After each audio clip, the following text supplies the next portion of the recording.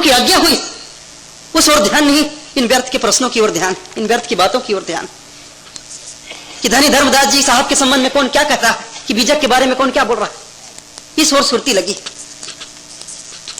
लेकिन धर्मदास जी की सुरती तो लग चुकी थी साहब के चरणों में। दुनिया पुकारती रही, चिल्लाती रही, कहां चले जा रहे हो करोड़ों की धन संपत्ति छोड़कर।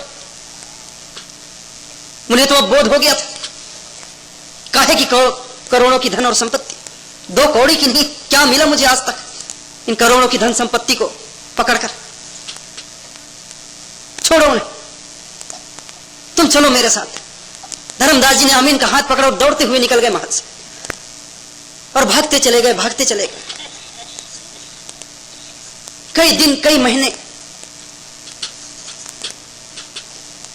भटकते रहे, दर दर भटकते रहे, ढूंढते रहे साहिब को। कहां मिलेंगे मेरे सदगुरु? ढूंढ ढूंढ मैं हारा, सदगुरु मिला ना दरस तुम्हारा। धर्मदास जी साहिब के वचन।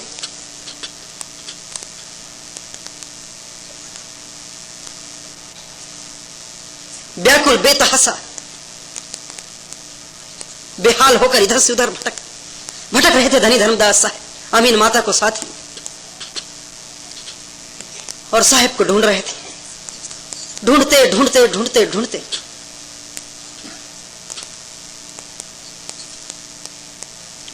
जब वे काशी नगरी पहुंचे,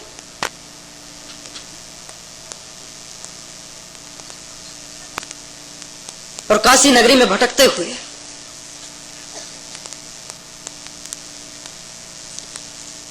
जब कहीं से उन्हें मालूम पड़ा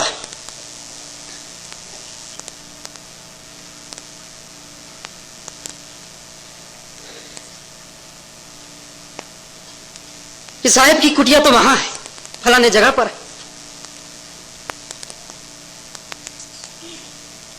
तुरंत ही धर्मदास जी उधर पहुंचे। दूर से ही कुटिया उन्हें नजर आ गई।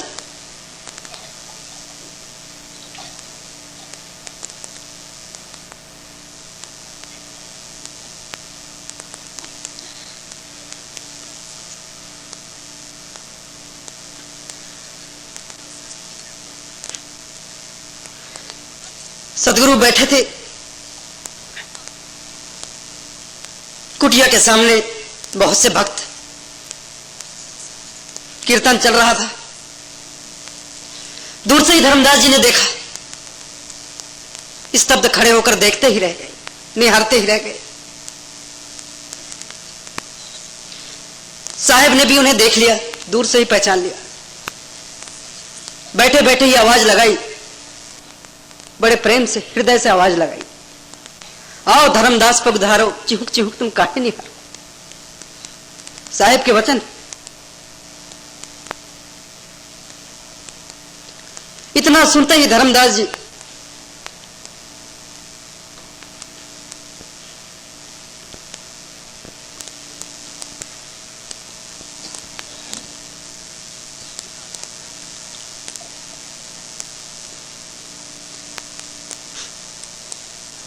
गिरते पड़ते साहिब की ओर भागे और जाकर साहिब के चरणों में गिर पड़े और फूट फूट कर रोने लगे, फूट फूट कर रोने लगे। साहिब ने प्रेम से धर्मदास जी को उठाया, हृदय से लगाया,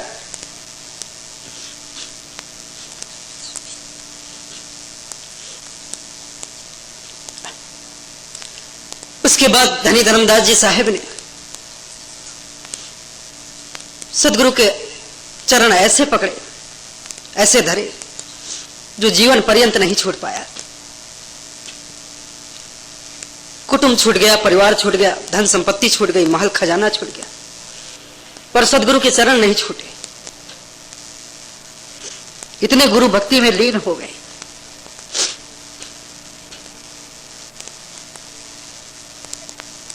एक अनोखा आदर्श धनी धर्मदास जी साहब ने कबीर पंथ में प्रस्तुत किया है कि जैसे लगन सदगुरु के चरणों के प्रति धनी धर्मदास जी साहब को लगी, उसके पश्चात कबीर पंथ में ऐसा दृष्टांत दोबारा देखने को नहीं मिला, ऐसा उदाहरण दोबारा देखने को नहीं मिला।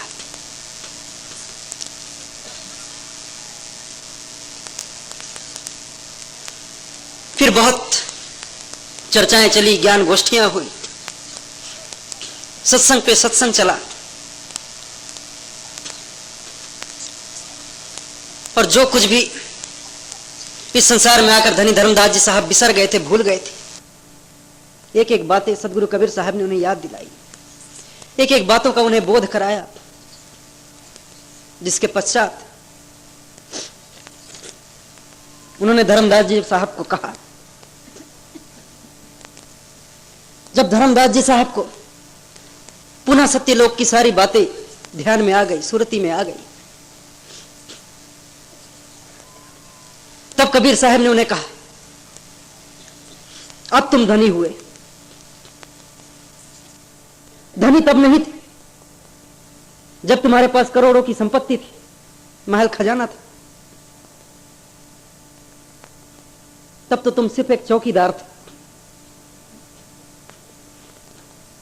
और जिसके पास जितनी ज्यादा संपत्ति होती वह उतना ही बड़ा चौकीदार होता है संसार में।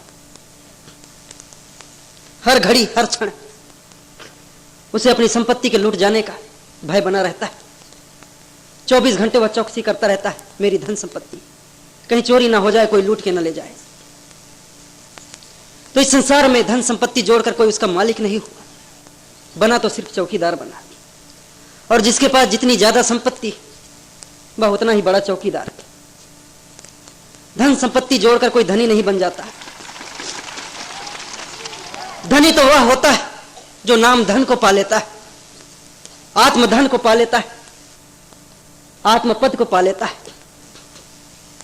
इसीलिए तो आत्मपद को परम पद कहा गया है, जिसके सामने संसार के सारे पद छोटे पड़ जाते हैं। और संसार के पद तो आते हैं और जाते हैं, आज है कल नहीं, लेकिन आत्मपद तो ऐसा है कि एक बार इस पद में प्रतिष्ठित हो जाओ, बैठ जाओ, तो सदा सदा के लिए इस परम पद को प्राप्त कर लोगे। तो क्या संसार के छोटे मोटे पदों के पीछे दौड़ रहे हो?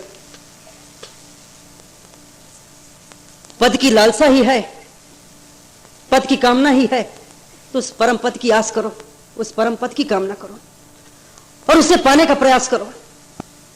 तभी तो इस मनुष्य जीवन की सार्थकता,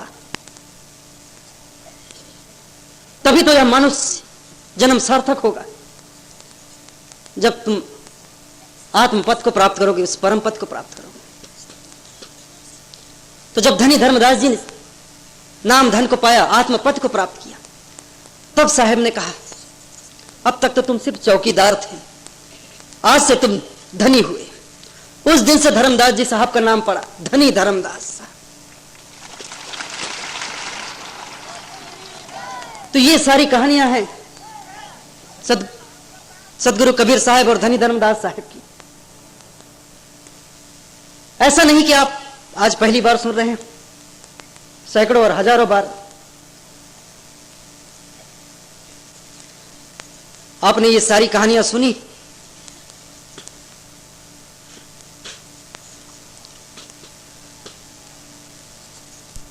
तो सदगुरु कबीर साहब ने सत्यलोक का सारा वृतांत धनी धर्मदास जी साहब को सुनाया, उन्हें इस संसार में आने का वह मकसद, वह उद्देश्य याद दिलाया जिसे वे भूल चुके थे।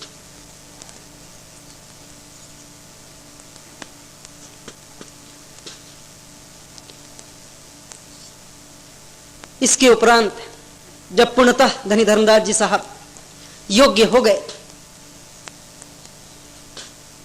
तब सदगुरु कबीर साहब ने धनी धर्मदास जी साहब को गुरुवाई का भार सौंप दिया, गुरुवाई का आदेश दिया, और 42 वंशों तक गुरुवाई करने का उन्हें आज्ञा दी। जब योग्यता पाई, जब योग्यता देखी धनी धर्मदास जी साहब ने, तभी सदगुरु कबीर साहब ने उन्हें यह पद दिया, गुरुवाई का भार सौंपा। इससे पहले नहीं सौंपा, इससे पहले वे उन्हें शिक्षा देते रहे, उपदेश देते रहे। ऐसा नहीं कि सम्मत 1519 में धर्मदास जी मथुरा में मिले और मिलते ही कबीर साहब ने उन्हें गुरुवाई का भार दे दिया, ऐसा नहीं। खूब समझाया, खूब चेताया।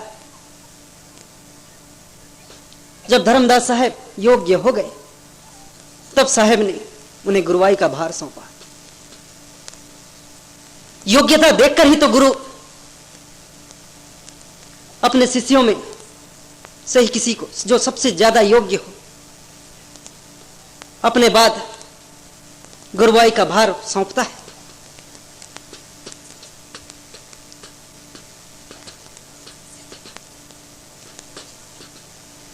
मध्यकाल में जितने भी संत हुए, संतों ने भक्ति की धारा चलाई, भक्ति का पंथ चलाया। और भक्ति के पंथ में गुरु शिष्य परंपरा ही महत्वपूर्ण रही। तो मध्यकाल में जितने भी संत हुए और आज जिनकी परंपराएं चल रही, वे सारे की सारी परंपराएं गुरु शिष्य परंपरा के रूप में ही चल रही।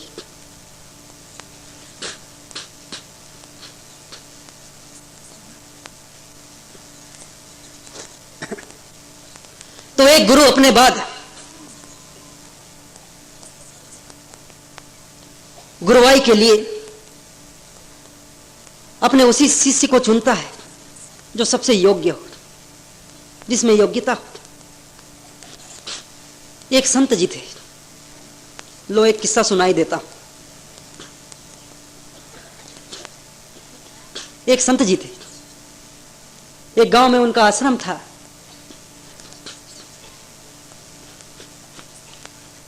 उनके बहुत से भगत थे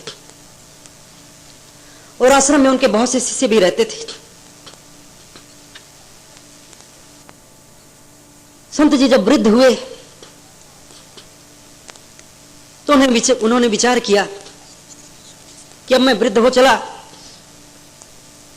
अब यह जिम्मेदारी मैं संभाल नहीं पाऊंगा, शरीर जर्जर होने जा रहा है, अब अधिक मेहनत मुझसे नहीं होगा, अधिक भ्रमण मुझसे नहीं होगा, तो मैं किसी को अपना उत्तराधिकारी बना लूं, अपने ही किसी शिष्यों में से अपना उत्तराधिकारी चुन लूं जो मेरा कार्य संभाल ले और मेरे बाद इस कार्य को, इस परंपरा को आगे बढ़ाए।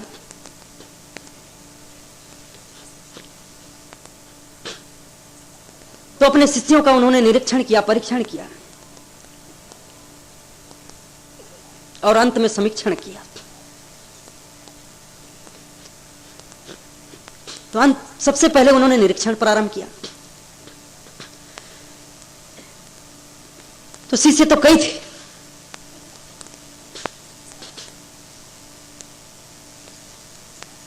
तो महात्मा जी दुविधा में पड़ गए। शिष्य तो कई, किसका चुनाव करूं, किसको अपना उत्तराधिकारी बनाऊं। फिर उन्हें विचार आया क्यों ना इनका परीक्षण किया जाए, परीक्षा लिया जाए। तो 4-5 शिष्यों को उन्होंने अपने पास बुलाया और उन सबको चने का एक एक दाना थमा दिया, पकड़ा दिया और उनसे कहा, लो चने का एक एक दाना मैं तुम्हें दे रहा हूं, इसे पकड़ो और मैं 4 बरस के लिए भ्रमण पे जा रहा हूं। 4 बरस बाद मैं लौटूंगा और जब लौटकर मैं वापस आऊंगा तो जो चना मैं तुम्हें दे रहा हूं, चने का दाना जो तुम्हें मैं दे रहा हूं, वह मुझे सही सलामत वापस चाहिए। तो 5 शिष्यों ने खुशी खुशी गुरु की आज्ञा को स्वीकार कर लिया और चने का एक एक दाना ग्रहण कर लिया। गुरु जी 4 वर्षों के लिए भ्रमण पर निकल गए। शिष्यों ने सोचा, ये गुरु जी कैसी परीक्षा ले रहे हैं, अगर वे हमारी योग्यता जांचना चाहते हैं तो किसी अच्छे ढंग की परीक्षा लेते, किसी और ही ढंग की परीक्षा लेते। ये क्या चने का एक एक दाना पकड़ा दिया और कहकर चले गए, 4 वर्ष बाद मुझे चने का दाना सही सलामत वापस चाहिए। ये कौन सी बड़ी बात है।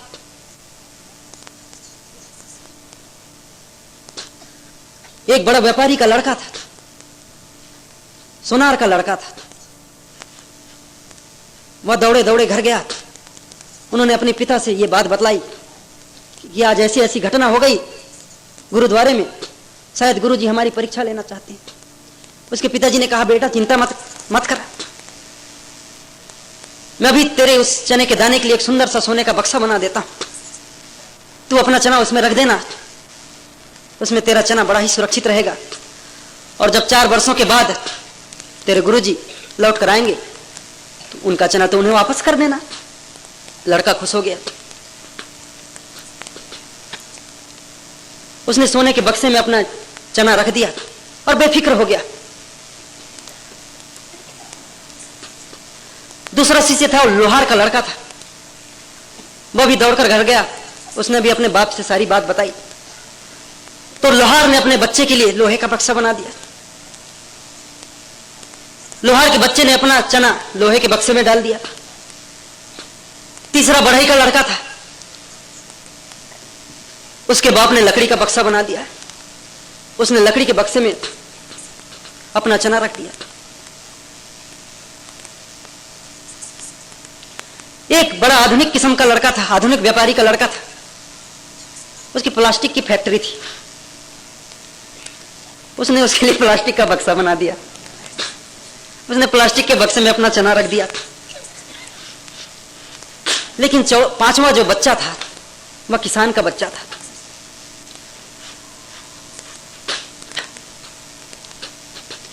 अब किसान तो किसान होता है, सीधा साधा भोला भाला मासूम। उसे क्या मालूम व्यापार की चालाकियां, होशियारी। उसने अपने बच्चे को शिक्षा दी, बेटा तू ऐसा कर, इसे खेत में डाल दे। उस बच्चे ने ले जाकर चने के दाने को खेत में डाल दिया। कुछ ही दिनों में अंकुर फूटा, अंकुर निकला। चने का वह दाना पौधे के रूप में विकसित हो गया। कुछ ही समय के बाद उसमें सैकड़ों फल लग गए। एक चने से सैकड़ों चने के दाने हो गए। दूसरे साल उसने फिर उसको खेत में डाल दिया, 1 के 1000 हो गए। तीसरे साल फिर डाला, 1000 के लाख हो गए। चौथे साल गुरुजी पधारे।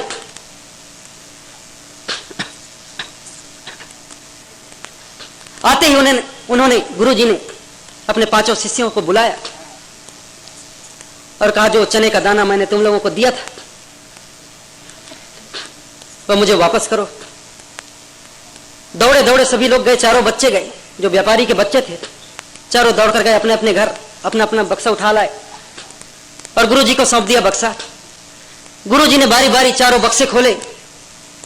चारों का चना सड़ चुका था, उसमें कीड़े लग गए थे, चना ही समाप्त हो गया था, कीड़े खा गए थे। फिर 5वें बच्चे से पूछा, जो किसान का बच्चा था, तू नहीं गया? तुझे भी तो मैंने चने का दाना दिया था, तू भी ला, मेरा चना वापिस कर। किसान का बच्चा बोला, गुरुजी मैं आपका चना नहीं ला सकता। गुरुजी बोले, क्या बोला? चना नहीं ला सकता? खा गया क्या? तो बच्चे ने कहा, गुरुजी ऐसी बात नहीं, मैं आपको दे नहीं सकता, ऐसी बात नहीं, लेकिन यहां नहीं ला सकता। आपको अपना चना वापस चाहिए, आपको खुद ही मेरे साथ चलना पड़ेगा। गुरुजी ने पूछा, कहां चलना पड़ेगा? कहीं बाहर नहीं, आश्रम के एक कमरे तक चलना पड़ेगा। गुरुजी उसके साथ हो लिए। वह बच्चा उन्हें एक कमरे में ले गया।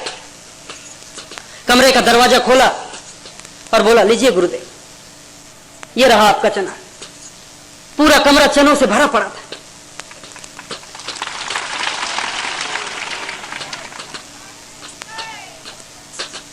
गुरुजी ने पूछा, ये क्या, ये कैसे हुआ? मैंने तो तुझे चने का एक ही दाना दिया था।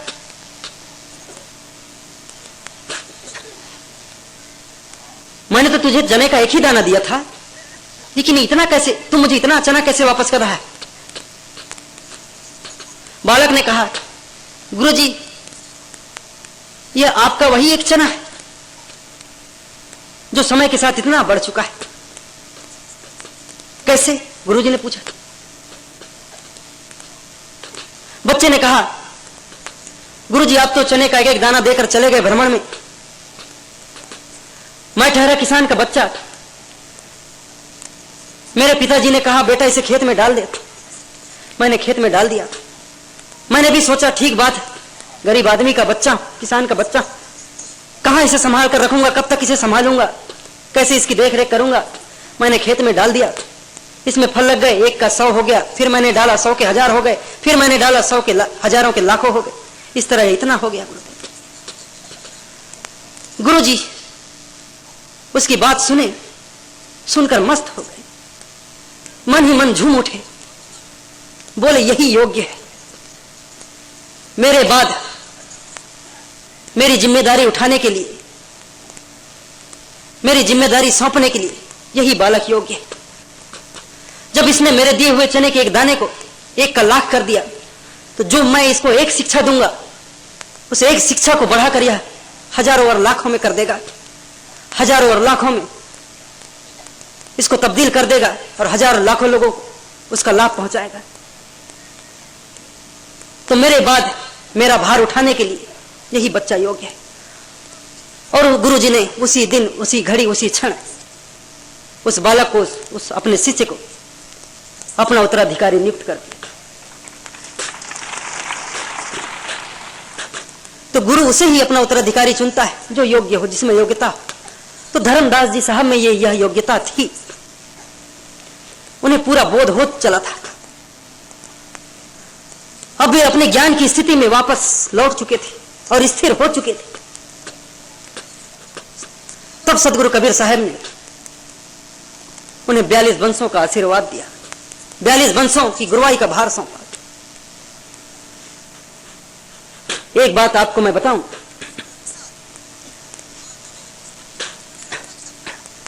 ये सारे उपदेश सदगुरु के धर्मदास साहब के साथ साथ अमीन माता को भी मिले। जितना उपदेश धर्मदास साहब को मिला, उतना ही उपदेश अमीन माता को मिला। और जितना ज्ञान धर्मदास साहब को हुआ, उतना ही ज्ञान अमीन माता को भी हुआ। दोनों ही अपने ज्ञान की स्थिति में लौट चले थे और स्थिर हो चुके थे। और इस स्थिति में जो भी संतान होती है वह ज्ञानवान ही होती है।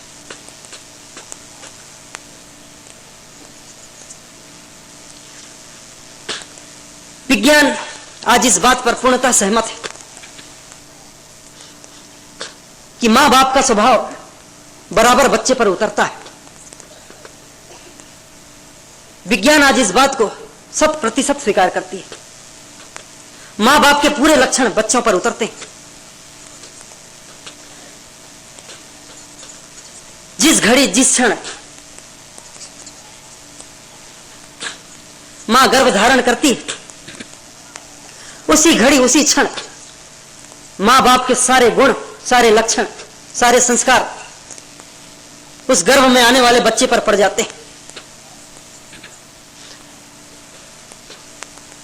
तो गर्भ धारण करते वक्त जो माताएं हैं और जो पुरुष हैं, उस वक्त उसका जैसा स्वभाव होगा, उसके अंदर जैसे संस्कार होंगे, उसके जैसे गुण होंगे, वैसे ही सारे संस्कार, सारे गुण उसके होने वाले बच्चे के ऊपर आएंगे और वैसे ही उसका बच्चा पैदा होगा। अगर आपकी प्रवृत्ति खराब है, मां बाप की प्रवृत्ति खराब है, स्वभाव गलत है, संस्कार ठीक नहीं, तो बच्चा कभी भी अच्छा नहीं होगा, उत्तम नहीं होगा। बच्चा भी आगे चलकर गलत ही निकलेगा, उस पर भी गलत संस्कार ही पड़ेंगे। इस बात को विज्ञान पूरी तरह से प्रमाणित करता है और 100% स्वीकार करता है। तो गृहस्थ लोगों को यह बात गांठ बांध लेनी चाहिए कि मन निर्मल, मन स्वच्छ हो,